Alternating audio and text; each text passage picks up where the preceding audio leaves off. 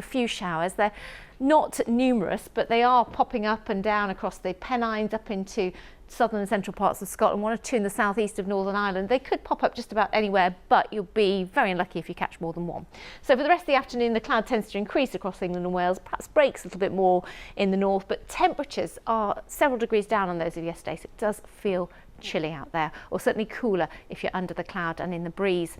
Now that breeze starts to come down from the north overnight, dragging in more cloud, so limiting the frost somewhat across the north of Scotland, but elsewhere, like last night where we keep the skies clear, it will be chilly again. We could have a touch of frost, certainly ground frost, but it means the best of the sunshine will again be in the morning, and we should see more for Northern Ireland tomorrow. Again, western areas and southern areas seeing the best of the morning sunshine, but I do think we'll see a general increase in cloud tomorrow as the day goes on.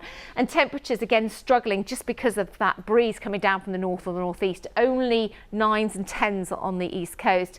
And then through tomorrow night and Wednesday we do it all again, but because that high pressure is slipping south, it will be trapping our cloud underneath it. The winds are falling light away from the south coast, so there's nothing to blow the cloud away either. So I think Wednesday again looks as if it'll be on the cool side for most of us, with more limited sunshine even in southern and western areas by that stage. But the high pressure does keep things mostly dry, as you can see. Keen breeze coming across in the south still, but for most of us it's the same story, that of dry and settled weather right until the end of the working week, if not beyond, Clive. All right, Helen, thank you for that. Helen Willis there. And a reminder of our top story this lunchtime. Emmanuel Macron wins a second term as French president, vowing to unite a divided country. That's it from me and the team, so goodbye now on BBC One. Time for the news where you are. Have a very good afternoon. Welcome to South Today. Coming up, hundreds of jobs on offer to Ukrainian refugees resettling here. They could help plug a chronic shortage. But meanwhile, some traditionally lower paid roles are struggling to recruit as the cost of living rises. Plus, passport problems that mean more travellers are being turned away at the departure gates.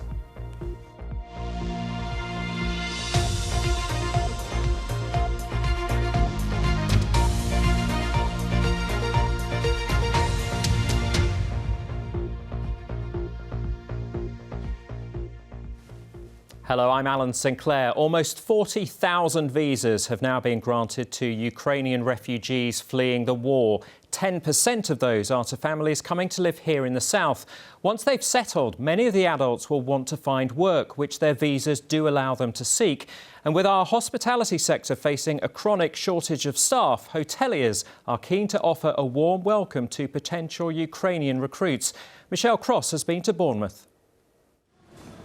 We're really wanting to welcome Ukrainian refugees to apply for these positions and come and work with us. Getting ready to give a warm welcome to summer tourists. But while bookings show business here in Bournemouth's hotel industry is back to pre-pandemic levels, hotels need help. There's so many jobs available at the moment. Coming out of the pandemic, there's been a real shortage in our industry, and there's a range of opportunities available. You don't have to have a wealth of experience to work with a team like ours.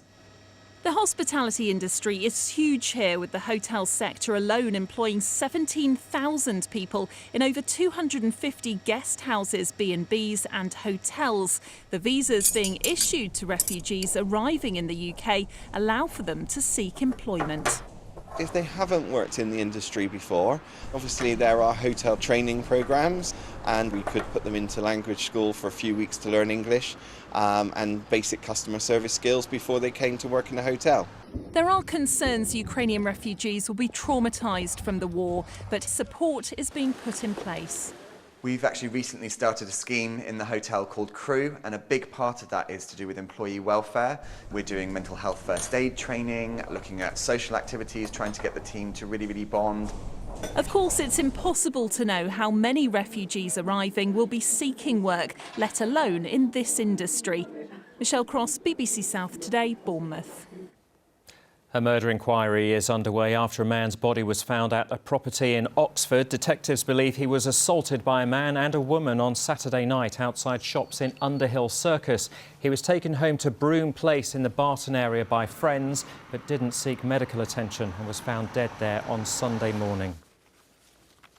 South Today has been told of more families who were prevented from going on holiday this Easter because of confusion over passport rules for Europe. 5 groups of travellers were turned away at Bournemouth Airport despite having passports that were valid for international travel. They were told they'd fallen foul of European Union entry rules.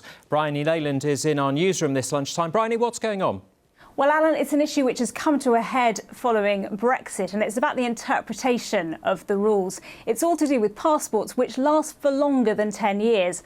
Britain was unusual in that if you went to replace your passport early and you had unused months, those months could be added on up to 9 extra months. Well, the entry requirements for 28 European countries are that your passport must be less than 10 years old on the day of departure and have 3 months left to run by the day you return. Some check-in staff seem to expect that those 3 months must also be before the 10th anniversary of your passport. Well, one person who was caught out is Cheryl Miller, who lives near Blandford. Her family never got their Easter trip to Mallorca. Her passport, which has added months, doesn't actually expire until next April, but an official said it did not meet the requirements. She said, if we let you travel and you're not allowed in, I could lose my job. And that was the end of it. We were escorted back out in tears, past all of the security people, everybody queuing with their bags, and we were just devastated. Well, the EU Commission has told us that they used to apply the most stringent interpretation of the rules, but have now agreed to relax them. So they told us there's no requirement for the 3-month period at the end of your visit to be within 10 years of your passport's issue date. Now, advice to EU border staff has been updated, but that hasn't been circulated yet. And so there may be a delay in that, and more holiday breaks may be at risk. Bryony Leyland, thank you. Now, as the squeeze on living standards tightens, recruitment and retention is becoming harder still for some traditionally low-paid industries. The Early Years Alliance says 8 out of 10 nurseries and preschools are finding it hard to fill vacancies. And as Frankie Peck reports, there are shortages in adult social care as well, despite government funding intended to help. We are developing children in their formative years, which all the research tells you is the most important part of life. It's determining who we are, what our character's going to be, and what sort of person we're going to be for the rest of our lives. But when it comes to wages, it's traditionally always been recognised as low status, low pay, and that is wrong. It's a similar story for those working in adult social care. Staff have never worked in care for the money. They've never done that, but they've got to live. They've got to be able to pay their way at home. Claire runs a family business operating 4 care homes in Hampshire. A member of staff that we had to dismiss due to the vaccine, she's been a Tesco's delivery driver and she's taking a pay cut to come back because she misses her colleagues and the residents, and we're thrilled that she's going to do that for us. These industries often pay the national minimum wage or the national living wage, and as of the 1st of April that's increased to £9.50 an hour. But that only applies once you're 22 or older and working full-time. In all, this is a 6.6% increase. Sounds good, but inflation is already higher than that and not looking likely to fall. The national minimum wage has gone up about 48% in the last 10 years. Funding has been, well, our funding, which is varies from local authority to local authority, but it's gone up about 22%. And I think it's got to breaking point now. I think, unless something is done, we're in crisis, and I can't see this carrying on. Frankie Peck, BBC South Today.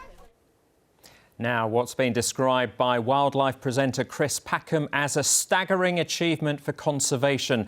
There is now an osprey egg in a nest in Poole Harbour, and look at the reactions of the parents. It is 5 years since a project began to reintroduce a breeding population of ospreys to the area. The group Birds of Poole Harbour says it's thrilled, but there's still a long way to go.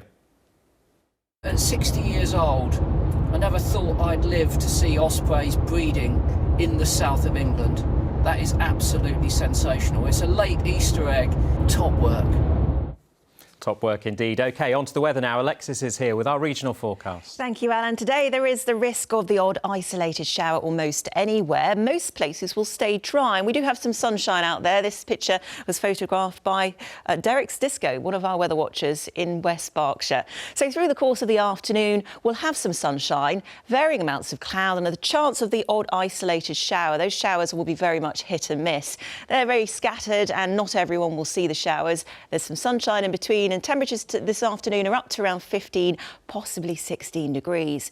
Overnight tonight, we lose the showers, we lose the cloud cover as well. There will be some patchy cloud, maybe one or two mist and fog patches, and also a touch of frost where temperatures fall to freezing or just above. So it will be quite a chilly start to the day tomorrow, but lots of sunshine initially, more cloud arriving through the afternoon, and an increasing breeze through the English Channel. Breezy elsewhere, but the breeze will be slightly stronger through the Channel with highs of around 15 to 16 degrees. Now, as we look ahead to Wednesday, we'll have a good deal of cloud after a bright start in the morning, maybe a frosty start as well. There will be some breaks in that cloud cover, particularly for southern coastal counties as we head through the afternoon. That cloud starting to pull northwards as we head through the day.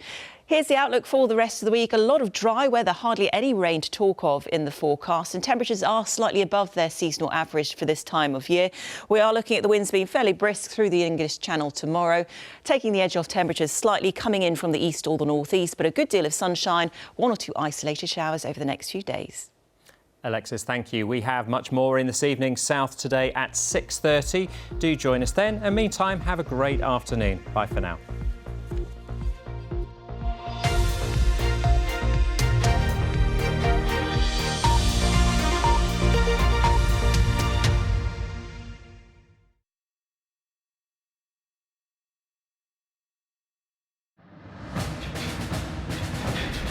I've lost count of how many times I've been arrested. I've been through hell and back. Just because you get knocked